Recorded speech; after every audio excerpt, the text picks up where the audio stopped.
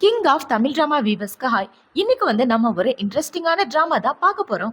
டிராமாக்குள்ள போறதுக்கு முன்னாடி மறக்காம லைக் அண்ட் சப்ஸ்கிரைப் பண்ணிட்டு வாங்க. வாங்க இன்னைக்கு இந்த டிராமாவோட ஓப்பனிங் சீன்ல என்ன நடக்க போகுது அப்படின்றத பார்க்கலாம். டிராமாவோட ஓப்பனிங்லேயே பாத்தீங்கன்னா கதையோட ஹீரோயினை தான் காட்டுறாங்க. இப்போ இவளை பாத்தீங்கன்னா அந்த வீட்டுல வேலை பார்க்குற பொண்ணு குண்டூசியை வச்சு குத்திட்டு இருக்கா. இப்போ ஒரு லேடி முன்னாடி உட்காந்துட்டு என்ன சொல்றாங்கன்னா, இன்னொரு தடவை நீ வீட்டுக்கு லேட்டா வந்தேன்னு வச்சுக்கேன், உன்னோட 2 காலையும் நான் உடைச்சு போட்டுருவேன். நான் சொல்றது உனக்கு புரிஞ்சுதா? இப்போதைக்கு நீ இந்த ஜியான் குடும்பத்தோட 4வது பொண்ணு அப்படின்றத மறந்துடாத. உன்னை லூ குடும்பத்துக்கு நான் கட்டி கொடுக்கலான்னு இருக்கேன். ஒழுங்கா உன் புருஷன் கூட போய் ஒண்ணு சேர்ற வழியை பாரு. நான் சொல்ற அன்னைக்கு நீ உன் புருஷன் கூட ஒன்னாதான் இருந்தாக்கணும் அப்படின்னு சொல்ல, நீங்க சொல்ற மாதிரியே பண்ற அப்படின்னு இவ சொல்லிட்டு ஒரு பிளாஷ்பேக்கை தான் யோசிச்சு பாக்குறா. என்னடான்னு பார்த்தா ஹீரோயினும் பணக்கார வீட்டுல தான் வளர்ந்துருப்பா. அவ வீட்டுக்கு வெளியே போன நேரமா பார்த்து அவ குடும்பத்துல உள்ள எல்லாரையுமே கொலை பண்ணி போட்டிருப்பாங்க. இவ பார்த்தா அவளோட அம்மா அப்பா எல்லாரும் இறந்து போயிருப்பாங்க. அவனோட தம்பி மட்டும்தான் உயிரோட இருப்பான். தம்பி என்னாச்சு உனக்கு அப்படின்னு சொல்லி கேட்டுட்டு இருக்க. அக்கா அந்த இடத்த விட்டு போயிரு, நம்ம குடும்பத்துல உள்ள எல்லாரையுமே கொலை பண்ணிட்டாங்க, நீ உயிரோட இருக்கன்னு தெரிஞ்சா உன்னையே கொன்றுவாங்க அப்படின்னு சொல்லிட்டு இருக்க. அவனுக்கு உயிர் இருக்கிறதுனால அவனை தூக்கிட்டு வந்து ஹாஸ்பிட்டல்ல சேர்த்திருப்பாங்க. இப்ப அந்த இடத்துக்கு பாத்தீங்கன்னா இந்த லேடி தான் வந்திருப்பாங்க. நீ பாக்குறதுக்கு உன்னோட அம்மா மாதிரியே இருக்க. இன்னையில இருந்து நீ என் குடும்பத்தோட பொண்ணு. எனக்கு மொத்தம் 3 பொண்ணுங்க இருக்காங்க, நீ 4வது பொண்ணு அப்படின்னு இவங்க சொல்லிட்டு இருக்காங்க. இவங்க இப்படி சொன்னதுனாலதான் ஹீரோயின் இப்ப இவங்க வீட்டுல தங்கிட்டு இருக்கா. இப்போ நைட் ஆனதுக்கு அப்புறம் ஹீரோயின் அவளோட மனசுக்குள்ள என்ன யோசிச்சுட்டு போறானா, இந்த ஆள் கூட நம்ம ஒன்னதான் இருந்தாகணும் போலயே, இல்லைன்னா நம்ம தம்பிக்கு பண்ண வேண்டிய ட்ரீட்மெண்ட்டை இந்த லேடி பண்ணவே பண்ணாது அப்படின்னு யோசிச்சுட்டு இப்ப அங்க யாரு உட்கார்ந்து இருக்காங்கன்னு கூட இவ பாக்கல. வேகமா போய் கிஸ் பண்ணிட்டு இருக்க. அவனுக்கு ஒண்ணுமே புரியல. அவன் தான் நம்ம கதையோட ஹீரோ. இப்ப ஹீரோ பாத்தீங்கன்னா ஹீரோனை தூக்கிட்டு வந்து பெட்ல போட்டுட்டு, நீ என்ன பண்ணிட்டு இருக்கன்னு தெரிஞ்சுதான் பண்றியா அப்படின்னு சொல்லி கேட்க, என்ன அவரோட வாய்ஸ் வித்தியாசமா இருக்கு அப்படின்னு சொல்லி இப்பதான் முகத்தை பாக்குறா. ஐயோ என் ஹஸ்பண்டோட அண்ணாவா அப்படின்னு சொல்லி கேட்க, ஆமா நான் தான். உனக்கு என்ன பைத்தியம் முடிச்சிருச்சா, என்ன கிஸ் பண்ணிட்டு இருக்கா அப்படின்னு சொல்லி கேட்க, உங்களோட தம்பின்னு நினைச்சு உங்களை கிஸ் பண்ணிட்டேன் அப்படின்னு இவ சொல்லிட்டு இருக்கா. என் தம்பி ஒன்னெல்லாம் கிஸ் பண்ண மாட்டான், அவனுக்கு ஆல்ரெடி வேற ஆள் இருக்கு, உன்னை ஏமாத்திட்டு திரியறான் அப்படின்னு இவன் சொல்ல, அவர் ஏன் என்ன ஏமாத்த போறாரு, அவருக்கு எனக்கு சின்ன வயசுல நிச்சயம் பண்ணிட்டாங்க அப்படின்னு இவ சொல்லிட்டு இருக்க. இப்ப ஹீரோ பாத்தீங்கன்னா ஹீரோனை கூட்டிட்டு ஒரு இடத்துக்கு போறான். அந்த இடத்துல போய் பார்த்தா இவளை கல்யாணம் பண்ணிக்க போற மாப்பிள்ள இவளை விட்டுட்டு இன்னொரு பொண்ணு கூட ஒன்னா இருக்கான். அவன் என்ன சொல்றானா, நான் எதுக்காக அந்த குடும்பத்தோட பொண்ணை கல்யாணம் பண்ணிக்கணும், அவன் எனக்கு குழந்தை பெத்து கொடுக்குற மிஷின் மட்டும்தான், மத்தபடி நீ தான் எனக்கு எல்லாமே அப்படின்னு சொல்லி அந்த பொண்ணு கூட ஒன்னா இருந்துட்டு இருக்க. இது எல்லாத்தையும் பார்த்துட்டு ஹீரோயின் அந்த இடத்த விட்டு அமைதியா வெளியே வந்துடுறா. இப்ப இவ வெளியே வந்த உடனே ஹீரோ என்ன கேக்குறானா, என் அண்ணன் பண்ணுனதை நினைச்சு உனக்கு கஷ்டமா இருக்கா அப்படின்னு சொல்லி கேட்க, அந்த லூசு பையனை நான் என்ன காதலிக்கிறேனா, அவன் எப்படி போனா எனக்கு என்ன, நான் ஏன் கஷ்டப்பட போறேன் அப்படின்னு இவ மனசுக்குள்ள யோசிச்சுட்டு, அதெல்லாம் ஒண்ணு இல்லையே அப்படின்னு இவ சொல்லிட்டு இருக்கா. இப்ப ஹீரோயினுக்கு பாத்தீங்கன்னா உங்க ஆன்டி சொன்ன விஷயம் தான் ஞாபகம் வருது. இப்ப அவங்க ஆன்டியா அந்த வேலைக்கார பொண்ணுகிட்ட என்ன சொல்லியிருப்பாங்கன்னா, நாளைக்கு இவ வீட்டுக்கு வரும்போது இவளை செக் பண்ணு, இவ வெர்ஜினா இருந்தான்னு வச்சுக்கேன், இவ தம்பிக்கு பண்ண வேண்டிய ட்ரீட்மெண்ட் எதுவுமே பண்ணாத, வெர்ஜினா இல்லாட்டி ட்ரீட்மெண்ட்டை கண்டினியூ பண்ணுன்னு சொல்லியிருப்பா. அது எல்லாத்தையும் யோசிச்சு பார்த்துட்டு, ஐயோ இவன் கூட ஒன்னா இருக்கலான்னு வந்தா இவன் இன்னொரு பொண்ணு கூட ஒன்னா இருக்கான், எனக்கு என் தம்பியோட உயிர் தான் முக்கியம் அப்படின்னு வச்சுட்டு இப்ப ஹீரோ கிட்ட என்ன சொல்றனா, என் கூட நீங்க ஒன்னா இருக்கீங்களா அப்படின்னு சொல்லி கேட்க, ஹீரோ ரொம்ப ஷாக் ஆயிடுறான்.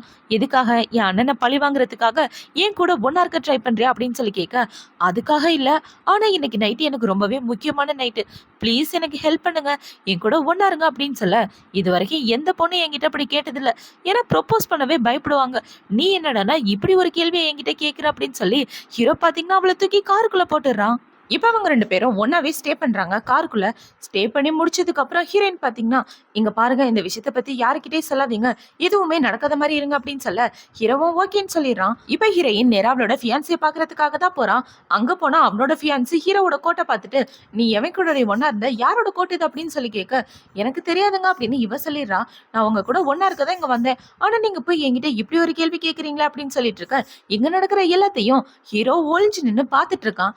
இப்ப ஹீரோ எட்டி பார்த்துட்டு, நான் உங்களை டிஸ்டர்ப் பண்ணிட்டேனா அப்படின்னு சொல்லி கேட்க, ஐயா அண்ணா நீங்களா, நீங்க ஏன் என்ன டிஸ்டர்ப் பண்ண போறீங்க, உள்ள வாங்க அப்படின்னு சொல்லிட்டு இருக்க.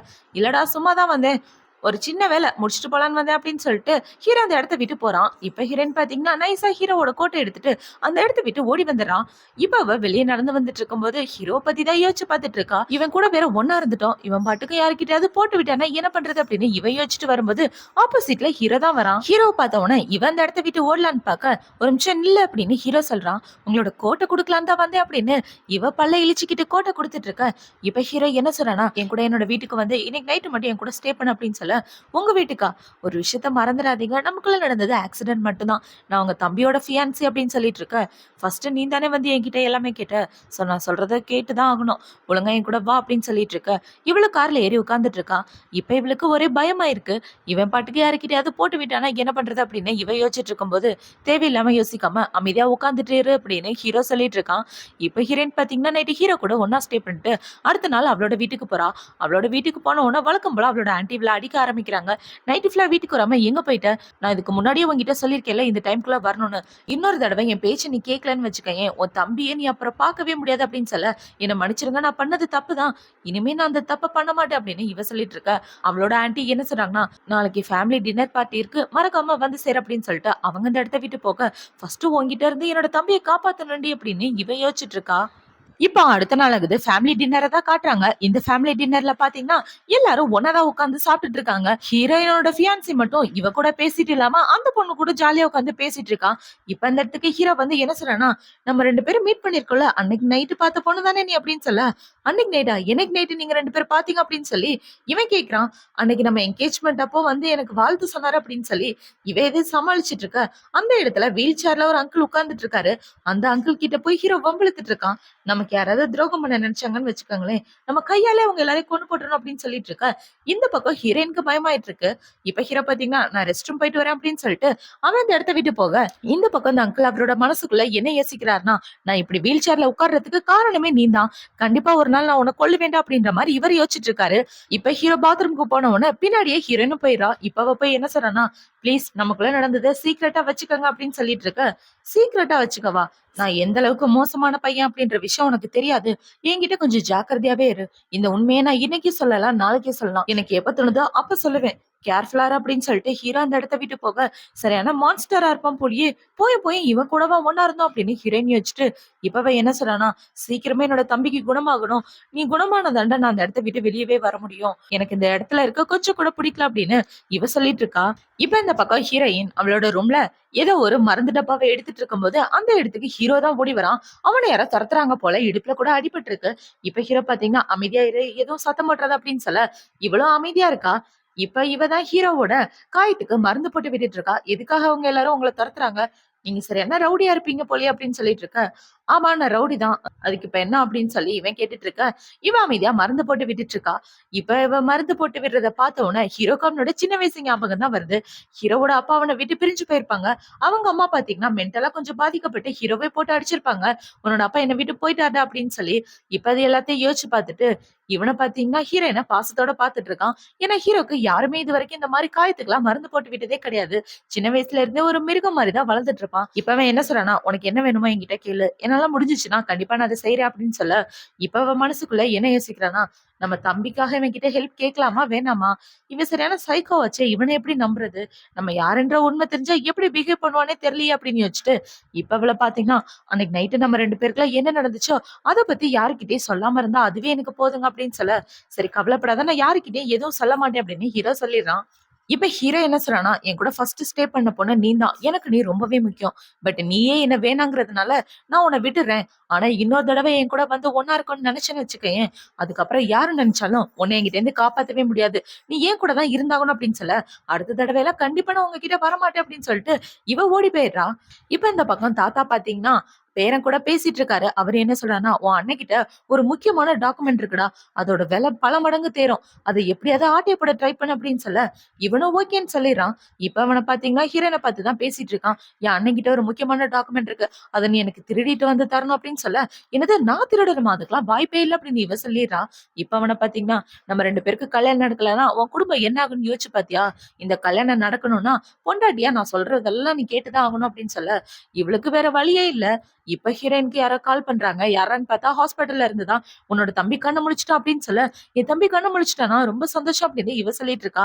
இப்ப அவங்கள பாத்தீங்கன்னா, நீ எனக்கு கொடுத்த வாக்க காப்பாத்தியே ஆகணும். அந்த குடும்பத்தோட பையனை நீ கல்யாணம் பண்ணணும். நான் உனக்கு வாக்கு கொடுத்த மாதிரி உன் தம்பியை காப்பாத்தி கொடுத்துட்டேன். நீ எனக்கு வாக்கு கொடுத்த மாதிரி அவனை கல்யாணம் பண்ணி காட்டு அப்படின்னு சொல்ல, இவ்வளவு ஓகேன்னு சொல்றா. இப்ப இவளுக்கு அவளோட ஃபியான்சி என்ன சொல்றானா, அதை செய்யறதை தவிர வேற வழியே இல்ல.